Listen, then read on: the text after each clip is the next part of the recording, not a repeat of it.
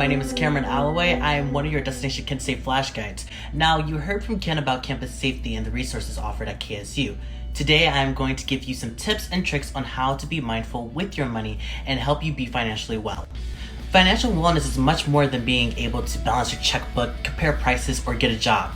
It's about gaining the knowledge and skills necessary to manage and make sound financial decisions in your everyday life. Coming to college with a set budget for yourself and being aware of where your money is going will help you stay financially well during your time at KSU. Additionally, mapping out your budget on an Excel spreadsheet or having it on a mobile app can help you stay on track. Kent State University offers financial wellness resources that will help you gain knowledge and skills to help you achieve financial wellness. The university has partnered with Cash Course to provide you with those resources. Simply go to www.cashcourse.org and this tool can help you develop a budget and money management skills, deal with your debit and credit card, spend wisely, pay for college, survive in a tough economy, prepare for success after graduation, and so much more.